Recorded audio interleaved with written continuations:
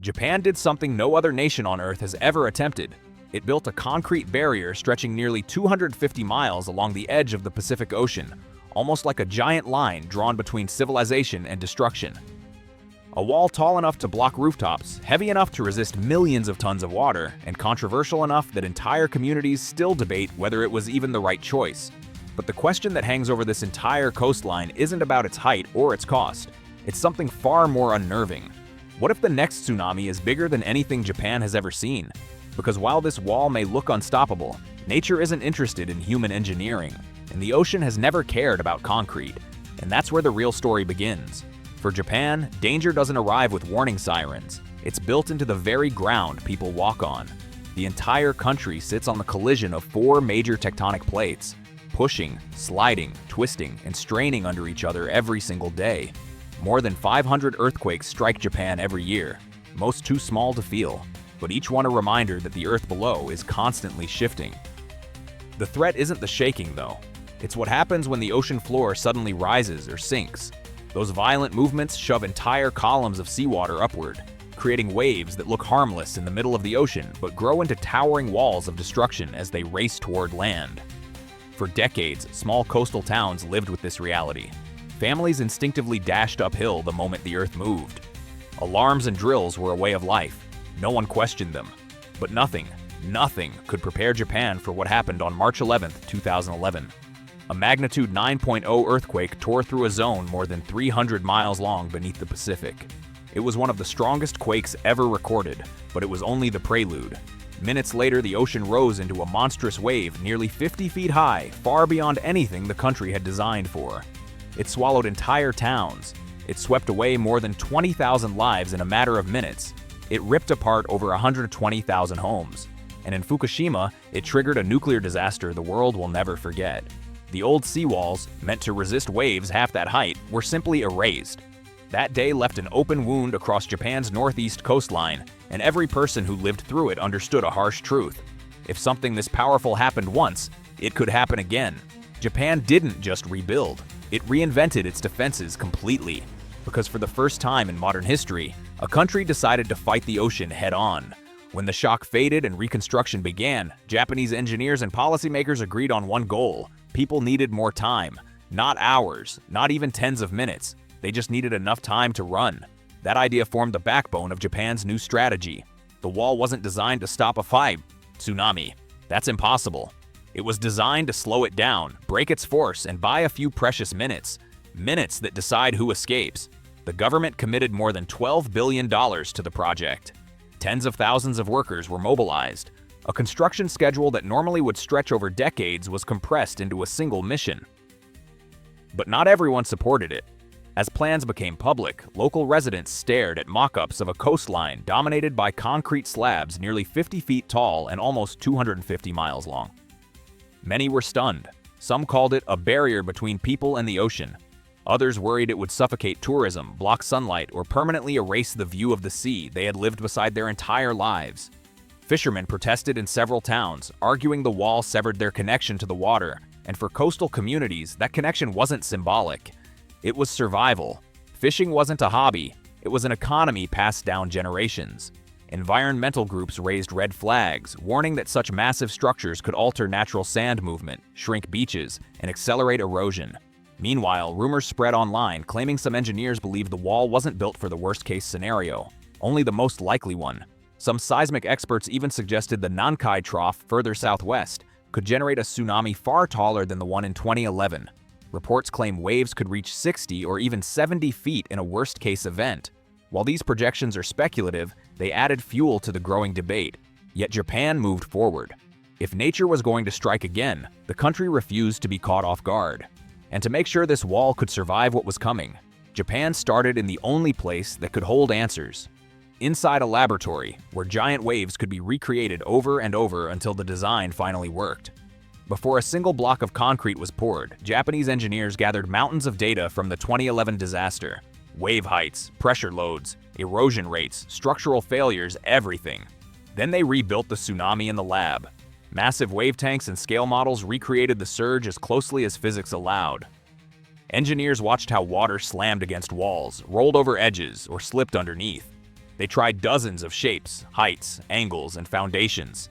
Every failure was recorded. Every success tested again. They discovered that height alone wasn't enough.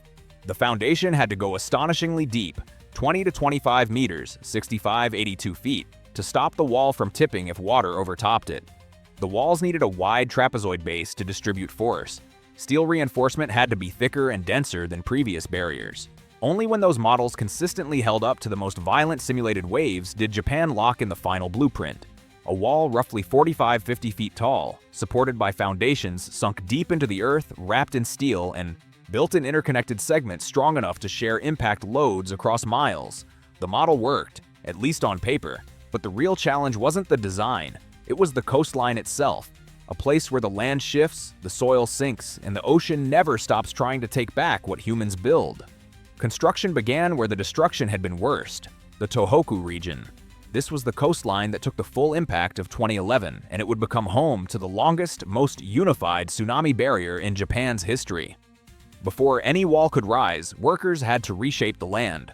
Old houses, broken seawalls, destroyed roads, and twisted pipelines were cleared.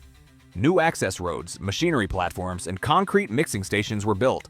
Temporary drainage networks were installed so progress wouldn't be destroyed during storms. But the coastline was unstable. Much of it sat on soft, sandy soil, the worst possible material for heavy structures. Engineers drilled deep surveys, then strengthened the ground layer by layer. Steel piles were driven into the earth. Crushed stone and compacted sand were added. The goal was simple: create a base so solid that even a 50-foot wall wouldn't sink, slide, or crack. Then came the excavation. Foundation pits sometimes reached more than 20 meters deep, and in areas close to the shoreline, workers had to build cofferdams to keep seawater from flooding the pits. When the pits were ready, an enormous concrete foundation was poured. This base was intentionally thick and heavy. Its job was to resist the moment when a massive wave tries to tip the entire structure backward. Above that, dense cages of rebar were assembled like giant steel skeletons. Formwork surrounded them. Concrete was pumped in block by block. Each segment stretched dozens of meters and had to be poured, cured, polished, and inspected before connecting to the next one. This wasn't a single wall. It was hundreds of individual segments forming one continuous line, each custom fit to its terrain. And even when the wall was fully upright, its defenses still weren't complete, because the ocean wasn't going to slow down for it. Japan's coastline isn't empty. It's filled with working ports, fishing hubs, and harbors that cannot shut down. That meant the wall had to include special openings, gates designed to drop or rise within seconds during an emergency. And these gates became some of the most challenging structures in the entire project. The top-down gates worked like massive metal screens suspended between two concrete towers. Under normal conditions, they stayed above the waterline. When a tsunami alert was issued, the gate dropped from above, sealing the entrance and forming a barrier as strong as the wall itself. Hydraulic motors had to be powerful enough to lower the gate even in high winds and rough seas. But not every harbor had space for tall towers, so Japan created a different type. Bottom-up rising gates. These gates hid beneath the water, lying flat on the seafloor while ships passed freely overhead. When danger approached, hydraulics lifted the entire steel plate upward until it locked into the sidewalls, creating a watertight shield. This design sounds simple, but the engineering behind it is extreme. The ocean constantly corrodes metal. Sand grinds down moving parts. Pressure pushes against the gate from all sides. And if even one component fails at the wrong moment, the entire city behind it could be exposed. Reports claim that some local engineers regularly warn about the importance of maintaining these gates, because if a mechanical failure occurred during a tsunami event, the consequences could be devastating. These gates are inspected constantly. They have backup power supplies, redundant hydraulic systems, and emergency manual overrides. But they also represent the weak points critics worry about most. Still, once the entire wall and its gates were complete, Japan had created something unprecedented, a coastal shield unlike anything in the modern world. But not everyone was convinced it was the right solution. When construction ended, the impact wasn't only physical, it was emotional. People who had lived their entire lives facing the ocean now looked out and saw concrete. In some towns, the wall sits so close to homes that residents say it feels like living behind a fortress. Others describe it more bluntly: a prison wall. Tourism dipped in certain coastal areas where beaches became harder to access. Some complained that the wall crushed the beauty of entire towns. In fishing communities, generations of families felt cut off from the water their culture depended on. Environmentalists expressed worries that the wall could disrupt natural sand flow or alter local ecosystems. Some rumors suggest that erosion has increased in certain spots, though official studies haven't confirmed widespread damage. Economic critics argued the money should have gone toward relocation, vertical evacuation towers, or even community-based defense systems instead of a massive centralized wall. And underlying all of this is a quieter fear, one that circulates in research papers, online discussions, and expert debates. Some seismologists warn that future earthquakes could send waves taller than the wall itself. Reports claim that in the far south, along the Nankai Trough, a megatsunami could rise higher than any structure Japan has ever built. These scenarios are speculative, but they remain part of the national conversation. Japanese officials, however, insist the wall is not a guarantee. It's a delay mechanism, a buffer, a final line of defense. And despite the controversies, the wall does something critical, something that could save tens of thousands of lives in the right moment. Because in a tsunami, minutes matter. When researchers tested the finished wall using advanced simulations, the results were clear. It reduces tsunami impact forces by 30–50% depending on the area. That reduction alone could prevent roads from collapsing, stop buildings from being torn away, and dramatically increase the survival rate for people evacuating. Most importantly, the wall gives emergency responders something Japan never had before: time. A few minutes doesn't sound like much, but in a life-or-death situation, it's everything. Roads that were once obliterated in 2011 are now shielded. Neighborhoods that used to sit directly in the tsunami path are now partially protected. Entire fishing towns that vanished overnight now have a chance to escape before the water arrives. But engineers are the first to admit the truth. No wall can stop a major tsunami. If the wave is high enough, it will overtop the structure. If the earthquake triggers a landslide or seabed collapse, the wall can't influence the speed of the surge.